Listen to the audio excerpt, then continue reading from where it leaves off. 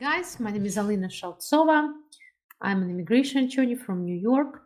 I'm going to talk to you about news, different things. We're going to discuss a little bit information about the immigration reform, and I'm going to entertain you with some advice and stories, immigration stories that, trust me, stranger than fiction. Probably if you wanted to make it up, you wouldn't be able to. So thank you for joining me. I hope you have a good weekend, and let's start, right? So first of all, I wanted to talk to you a little bit about the immigration reform. I know that all of you are waiting on the news to see what's going to happen, if it's happening, what is the updates. Right now, what we are having is that different non-for-profits, people, volunteers, advocates, trying to push Congress, senators, and President Biden. They offer different theories and advocate for the reform, which is great, which is exactly what's supposed to be happening, right? You may heard about Plan A, Plan B, Plan C just recently. Again, certain groups called for essential workers to be included in Biden's legislation that he's proposing. Something better plan. Will it happen? We do not know. It may happen. Right now, all we have is just the rumors, the news, the discussions about different possibilities. I want to make it very, very clear, okay? So if you've heard that there is a parole option or there is essential employees green card, nothing has been passed yet. It's not happening yet.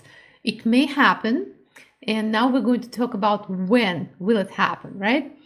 Okay, so when will it happen? Okay, don't be upset with me if I tell you the truth as to when I think it may be happening. If I had to guess, and I'm going to explain to you why, I think honestly that you won't hear anything meaningful until about December.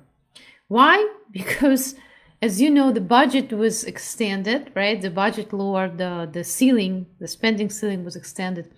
And for that reason, there is no basically urgency for the senators to make any decision or push, and there is no opportunity for them to do that, frankly. So I think if anything, and something's going to be happening, it's going to be happening closer to the end of the year. Even if they pass somehow the reform, which I hope they will, I truly, truly hope that they should, if the advocacy groups, non-for-profits, and various people who are very active in promoting immigration reform will be putting pressure on them, most likely after that there will be like 180 days window before something is going to go into effect. Why? Because if the law passes, then it has to be signed by the president, which I hope it's not going to be a problem at all. But then USCIS will need time to come up with the forms, the fees, and so on and so forth. I mean, it is upsetting, absolutely. It's 10 months since President Biden basically in office, right? And we don't see something that we really want to see. So if we remind him politely, frequently enough, just like those groups are doing. And of course, he's not the only one who is making decisions, right? He's not the only one. If we remind those people that were elected that, come on, you really have to put your stuff together, and perhaps go against the opinion that you should just be nice and polite to everybody. If you're the majority, you can make a decision. If we put pressure on them, hopefully that will happen. The reform is going to happen. Because can they do it? Well, apparently, according to the scholars, people who examine the issue of power and the powers that vice president has, they can do it if they really, really want to. So I'm of the opinion at this point that they really can. Of course, it would be nice if everybody consented to the reform, but it doesn't seem to be happening, and probably not going to happen. You know, I was thinking about it. When was the last time something like this, something grand like this was passed? And if I had to recall, I think it was the Obama legislation on healthcare, that Healthcare Act that really, really changed the lives of American people, afforded access to healthcare to so many people who previously would have been denied due to pre-existing conditions, due to the fact that they couldn't pay, and now, at least in New York, guys, I do not know, maybe in other states it's different situation. At least in New York, it's really became much easier to get health insurance. And you know that without good health insurance in the United States, it can be a nightmare. So my point is that, and from what I remember, that Affordable Care Act, it had a lot of opposition. Still, people complain about that. And if you remember, Trump wanted to repeal it. So I think that where there is a will, there is a way. If Obama could do that, Biden can do the immigration reform as well, right? There is time for it. But right now, again, there is nothing that's been passed. Nothing, let me take it back. There were little changes that some people may benefit from, but nothing where you can file for something, all right, that affirmatively will give you a green card. By the way, if you are tired, absolutely tired of waiting for the reform, and you have no legal entry, I'm going to name here certain applications that you may qualify for. Because this is one of the most commonly asked questions. People ask me, can I qualify for something if I enter the country without inspection? And I'm going to name now things that you may qualify for. Maybe for some of you it will be helpful. Maybe it will be the beginning of your research, so you see if you should consult with a lawyer or check into your file and so on and so forth.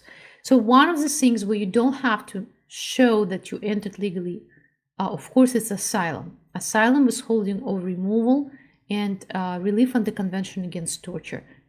Not everybody qualifies for it, guys. Asylum is not a way for you to just hang out or get a work permit, as some people do. No. Asylum is only for those who believe that they will be persecuted in their home country based on certain protected grounds. But the good thing that you don't have to show that you entered the country legally. So people, why there is so much criticism about asylum is because people who enter the country, however, may claim it in the United States, right? So it's one of the things that people can potentially claim. Asylum. In certain situations, it's possible to restore your 1-year deadline. Because from 1994, I believe there is law saying that if you, entered from 1994, you must file your claim within 1-year deadline, within 1 year of entry. But in certain situations, it's possible to restore your deadline. Life-changing conditions in your country, for example. One of these exceptions to the 1-year deadline is that you were in legal status, but it lapsed. You were in legal status, but it lapsed. Let's say your F1 was revoked or ended, or B1, tourist visa, right? Or maybe some other visa, H1B. Now you are facing the need to go back to your home country and you can't. Then you may file you may file and argue that your 1-year asylum deadline should be restored. VAWA, Violence Against Women Act, allows someone to file in certain situations for a green card by self-petitioning themselves, and you don't have to show that you entered the country legally. VAWA.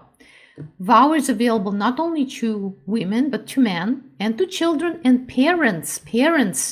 People usually forget about that. Parents too of U.S. citizens and lawful permanent residents. U visa, T visa, S visa. U visa for victims of crimes, right? That happened in the United States or when the United States has jurisdiction over them. Very interesting, actually, position. Never met a case for a U visa when United States would have jurisdiction over them, but I can think of a couple cases, probably trafficking cases, where victims are outside of the United States, but the crimes were investigated by the United States authorities. It happens sometimes. T visa, human trafficking, right? Human trafficking, that's a separate visa. S visa is for those who are helping the United States authorities to investigate crimes. Cancellation of removal for non-permanent residents. If you can demonstrate that you've been in the country for 10 years legally, not legally, but without the legal break in your residency, and I'm going to talk about it a little bit. 10 years, you have a qualifying relative who's going to experience extreme hardship in case of your removal. You're a person of good moral character. You can file for cancellation of removal, but only if you're placed in removal proceedings. Now, 10 years must be accumulated without interruptions by legal events as commission of a crime or arrest for certain crime, or service of the notice to appear, which brings me to an interesting point. I keep talking about this, but still meet people who have not checked their eligibility for this. If you had an order of removal or deportation from a long time ago, right, and you have this outstanding order, you absolutely must check if, in your case, the notice to appear had date and time on it, printed, when you received it the first time. Why? Because right now you can reopen your case. Reopen your case if that notice to appear did not have date and time and just stated TBD, to be determined. Now you have a chance, instead of going through crazy motions to reopen and beg BIA or a judge to reopen your case, you basically have a right to reopen your case, even if the order of removal was issued by default because you didn't show up for your hearing. Very, very important. Why would you reopen your case? Well, maybe now you qualify for cancellation of removal. That would be a good reason why, right? Or maybe for adjustment of status. That would be a good reason why. So you absolutely have to check that. Very, very important. 245I, grandfathering provision under immigration law. If you would qualify for that, you do not need to show that you entered the country with inspection and admission or after parole. In fact, it was designed to excuse you from showing these requirements for adjustment of status. You pay $1,000 fine, and then you're excused. Temporary protected status, DACA, forms of deferred action. No need to show that you entered the country with inspection or admission or after parole. Special immigrant juvenile. Special immigrant juvenile, also no need to show. Interesting fact about special immigrant juvenile. Special immigrant juvenile status can be given to a child in New York who is under 21 on the date when he or she submitted their application to USCIS. And they can demonstrate, because a family court prior to that issued an order about that they are unmarried, they're under 21, that they've been abandoned, neglected, or abused by one or both parents. One parent would be sufficient. This provision covers children who lost their parents and are orphaned. One parent is abusive, even if both parents residing in the household, but one, let's say, is an alcoholic or not a good parent, abusive parent, beating kids up and stuff. If child resides with only one parent now in the United States and the second parent does not support, does not want to know the child, does not play any and not willing to play any part in child's life, or the second parent, let's say, abandoned the child after the child was conceived or the child was born.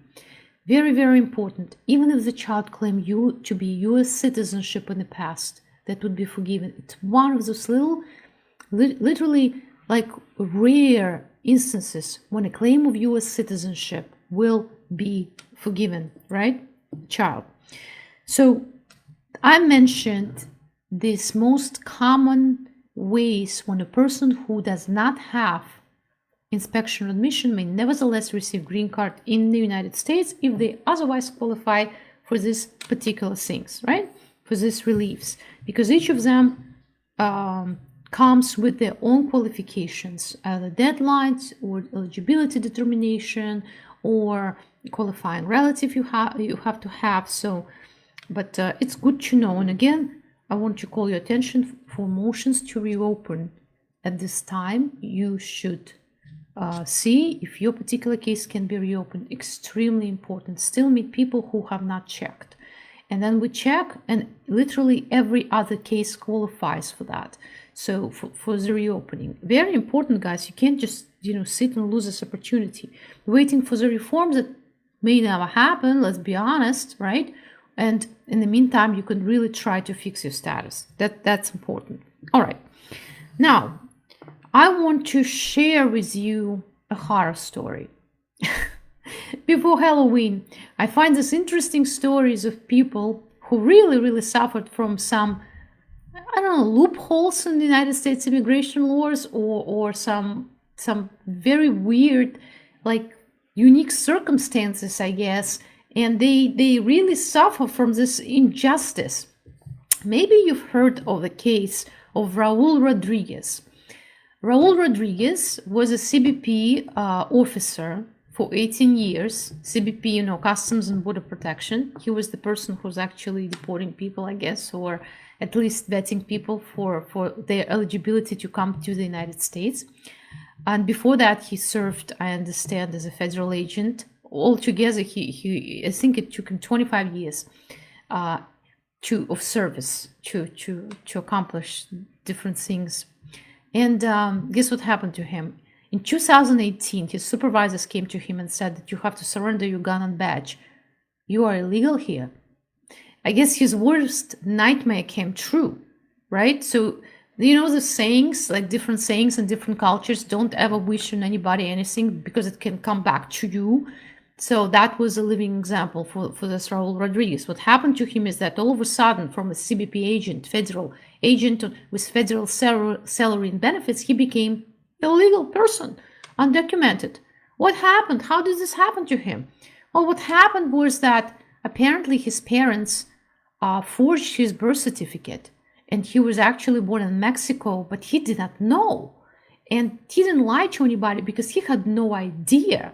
And somehow it got uncovered after 50 years or whatever. He's 53 now, right? So 3 years ago he was 50, and now he's facing deportation. I understand that he tried to adjust his status with his US citizen wife, but guess what? It didn't work. Why? Because customs from the media, the USCIS said, wait, you lied. You claimed yourself to be a US citizen. And he was like, I had no idea I wasn't. But the law does not give you an exception. The law gives you an exception only if you were under 18 when your parents became US citizens. And if his parents were not US citizens, it's like he's falling into this loophole that he can't even somehow get away from this US claim of citizenship forever bar. Another thing is that, believe it or not, if Raul was crossing the border back and forth, and I know that according to the media, he was working as an agent, those entries back and forth would not be considered, inspected, and admitted for him. So technically, he doesn't have a legal entry to the United States. If the last time he entered was when he was a baby. Why? Because, and by the way, it's very important, if somebody is using false US passport to come to the United States, and I understand that his was considered to be false at that point, right? If he had one, the person is not considered to be inspected and admitted.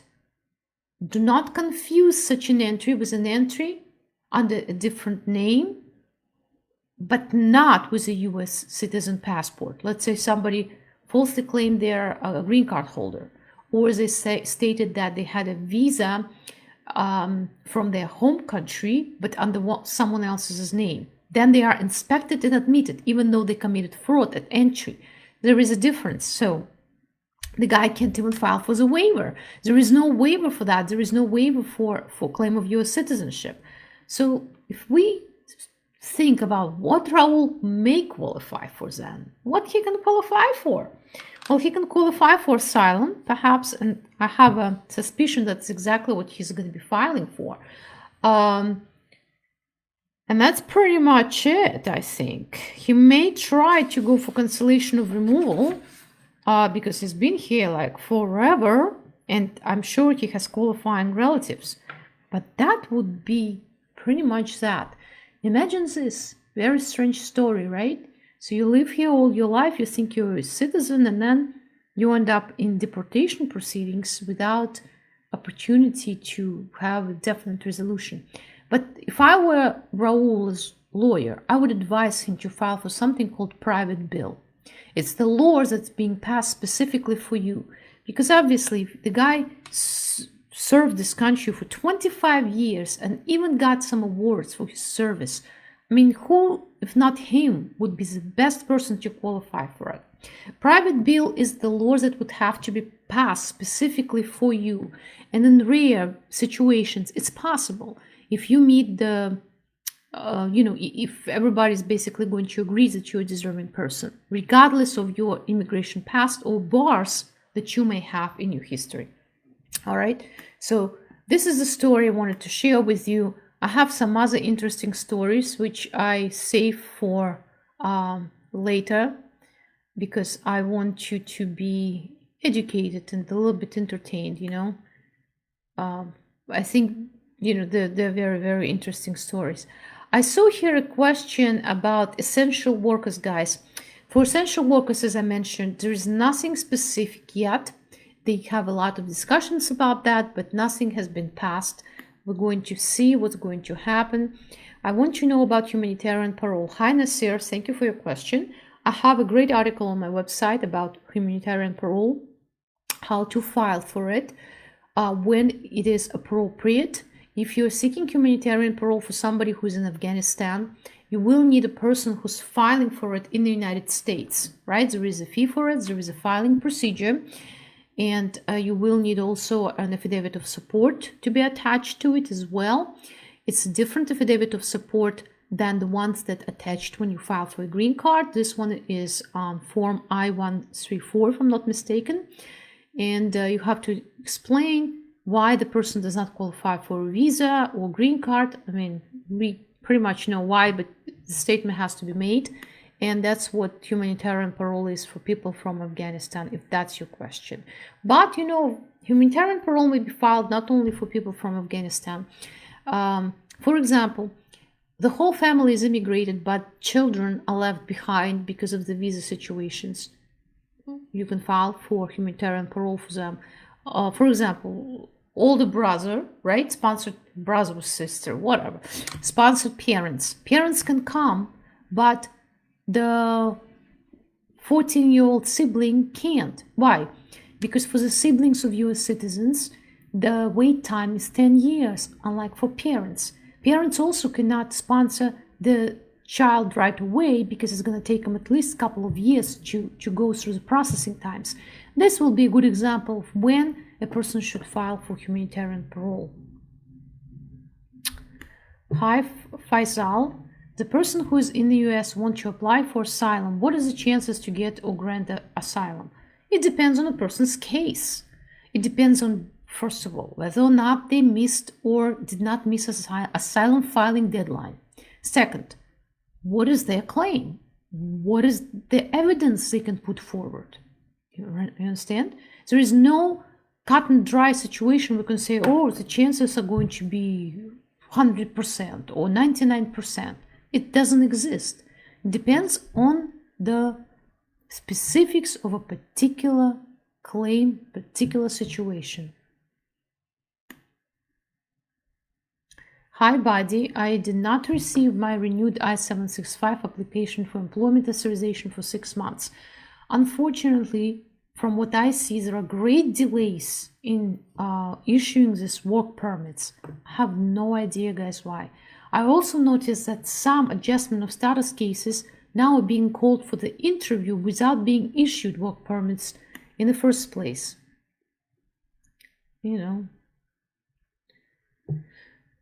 So I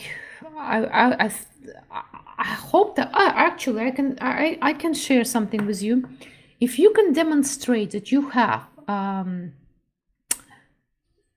very difficult financial situation and the delay in work permit issuance is causing you harm, you cannot pay your bills, you cannot pay your rent, you can ask USCIS to expedite the case. Yes, you can do that. You will have to write them a letter and attach copies of the bills, rent bills, and so on and so forth.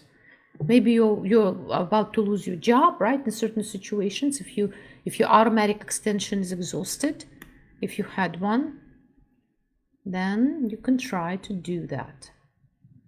Very important. Hi Nat, if Plan C passes, there will be no chance for essential workers. You think that they're going to stop with just Plan C, right? Perhaps that will be the case. I cannot guess. I do not know. All I know is that Plan C is interesting because if they do pass it, it means that they're going to parole a person in the United States. It means that many who did not have legal entry, remember, people I just said that they can try to fix their status even if they don't have legal entry, they may qualify now if they have immediate relatives for adjustment of status. Who are immediate relatives? Immediate relatives are people who are parents of US citizens, who are children of US citizens, and who are spouses of US citizens, only US citizens. Okay, hi, Larry Dawn. If a person came to the United States between the ports of entry, can they file for asylum? If they have not been placed in removal proceedings, they can file for what's called Affirmative Asylum process. Yes, they do not have to wait to be placed in removal proceedings. They still have to comply with 1 year deadline. It's very important, okay? If they were caught, that's a different situation, all right? It means that they were placed or processed and they most likely were first an expedited removal, then they had a credible fear interview, and then they were released. That's going to be different. But even if you're in defensive removal proceedings, you don't have to see a judge to file your application. Now you can mail it to the court. And there is a different procedure for those who are designated to be what we call unaccompanied minors. For unaccompanied minors, USCIS always has first take, you can call it, when it comes to asylum applications. Even if kids are placed in removal proceedings, it will be USCIS that's going to consider the application first. Okay.